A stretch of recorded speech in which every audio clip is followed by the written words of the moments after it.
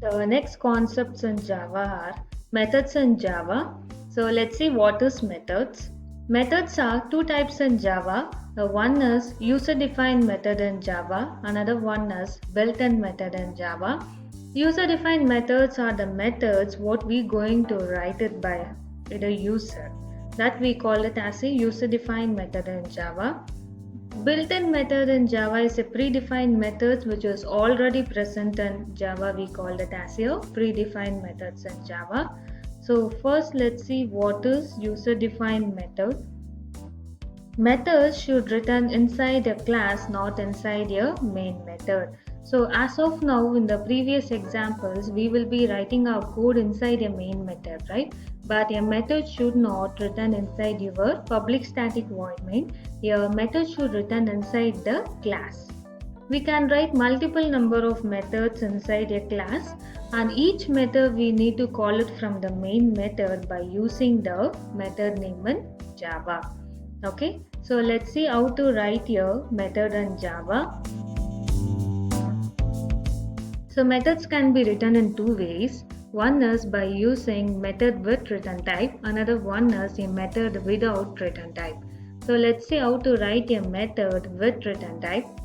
As of now, try to declare a method as a static. Let's see what is static in the concept of hoops. So first declare a method as a static. Access specifiers, return type, method name, arguments. Let's see which are mandatory while we writing a method. So the mandatory is declaring your method as static is mandatory. Method name is mandatory.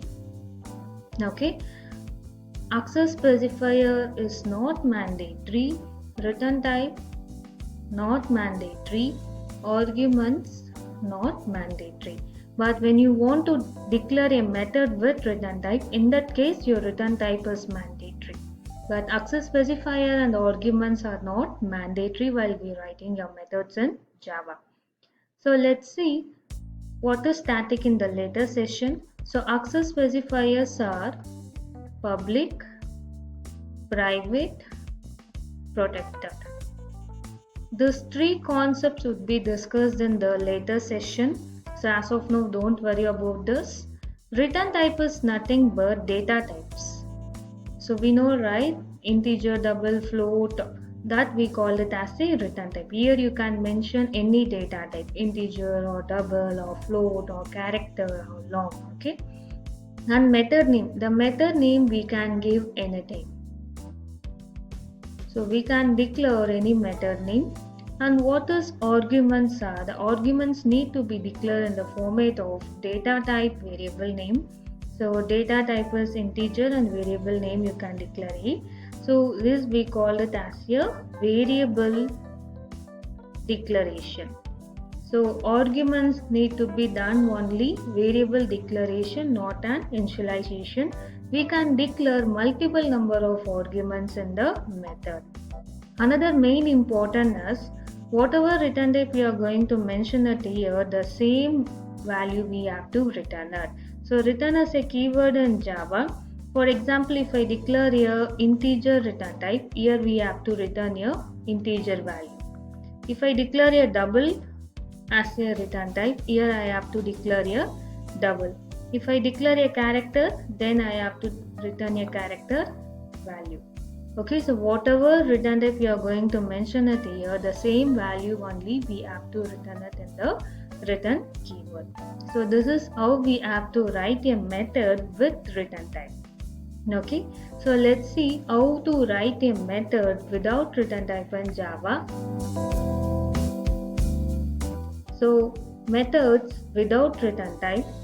Static is mandatory. So let's discuss what is static in the later session. And access specifier is also not mandatory. And then whenever we don't want to return a method without return type, in that case we need to declare a method as a void. So the general meaning of void is nothing. So we are saying that your method is not going to return you any kind of value. That's the reason we are going to mention it void and method name arguments. Okay, so whenever you don't want to return any kind of values, in that case we have to declare our method as void So the general meaning of void is nothing. You are saying that your method is not going to return any kind of value. So let's see a sample program on this. So I have written a sample program by using a method without return type. So methods should be declared inside a class, not inside your public static void main. So we have written the method inside a class. As of now, try to declare a method as a static. And I have declared my method without return type. So I have declared void. And then I have given my method name as add. And then I have declared the arguments, that is I have taken two arguments over here, one is integer a and integer b, and then I am printing that by adding the a plus b. Now I am going to pass the values to the method from our public static void main by calling the method name. So I am calling add 20, 30. Now in the memory it's going to store int a is equal to 20, int b is equal to 30.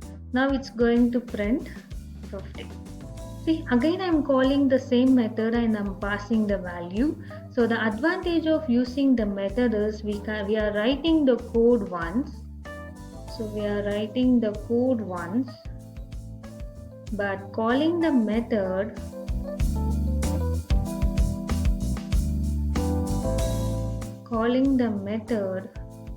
multiple number of times. This is one of the main advantages of using your methods in Java, multiple number of times.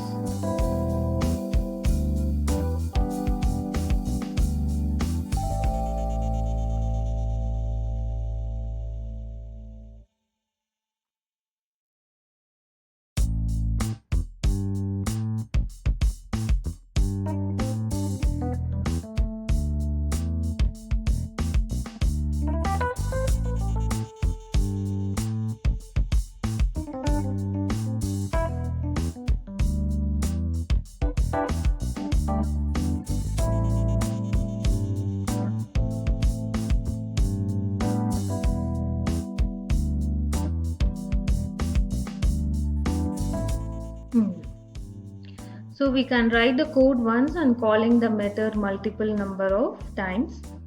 Now again say I am calling a method sub. So we need to call a method by using a method name in Java. So I am calling 10, 20. So here it's going to be minus 10. Again I am calling the same method by using the method name and I am passing the value. So we are writing the code once and calling the method multiple number of times by passing the values is a main advantage of using your methods in Java. Okay, so like this you can call a method n number of times by passing your different kinds of values.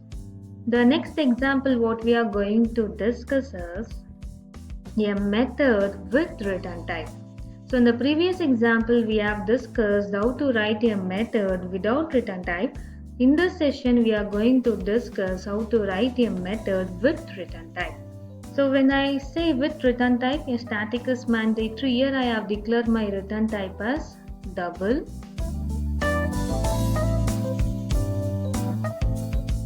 And here I have mentioned my method name as deposit. Okay. So I am taken a class ATM, my method name is deposit. Here I am going to declare a variable, that is variable declaration. This we call it as a argument. So here I have taken in deposit. Now whatever amount I am going to deposit, so I am going to withdraw the amount and we are going to display the remaining balance. So consider this is your ATM. So already in my account, I have a balance is 5,000. So already in the account, I am having a balance is 5,000. And again when I try to deposit the amount, so by calling the method deposit 5,000, so I am depositing the amount 5,000 again. So the final balance in the account would be 5,000 plus 5,000. It's going to be 10,000 in the final amount. So that I have declared it as a final balance. Now I am going to withdraw 2,000. Now let's see what is the remaining balance it's going to present. For that I am going to minus final balance minus withdraw. So 10,000 minus 2,000, the remaining balance, that is RB going to carry 8,000 over here. Okay. Now as I told you earlier, whatever return type you are going to mention at here, the same value only you need to return it. If you are having double data type, you have to return double value. If you are having character in the return type, you need to return a character over here. If you have double but you try to return a float value, then it will throw you the error. Now see, RB contain 8,000. So 8,000 return RB means RB contain what? 8,000. Return in the case it's going to return the value to the main method. So whatever value I am going to return that I am going to store it in the variable value 1. So what is the meaning of this is, so first I am calling a method deposit. Okay. After that what I am doing here is, what is the return type of deposit? So the return type of deposit method is double. So whatever your return statement is going to return the value, I am going to keep it in the variable value 1. So and then I am printing that statement system.out.println value 1. So like this also you can write, you can call a method. Another is directly you can say system.out.println deposit of 10,000. So directly also you can able to write a println statement directly also, or else what you can say, you can call the method and you can check what is the return type of this method. The return type of this method is double, so I am declaring double value. So whatever your return statement is going to return, it's going to return the value to that respective method. I'm going to print it. So I already copied this program in the Edit Plus. Let's see how it's going to work.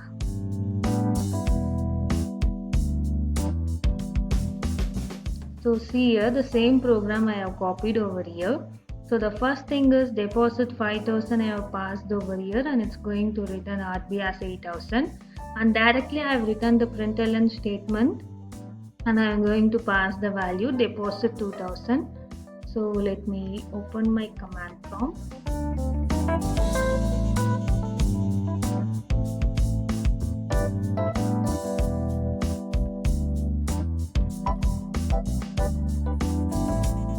Call your compiler Java C atm.java Java. See, first it is printing 8,000. So 5,000 plus 5,000 going to be 10,000. 10,000 minus 2,000 going to give 8,000. Again I have passed 2,000. The remaining balance what we have got is 5,000. Right. So whatever your return statement is going to return, the value is going to return to the respective one. So first one is value 1 is printing. Again I am calling the same method and printing the statement. Okay, so let's see more examples on methods by using with return type and without return type in the next session.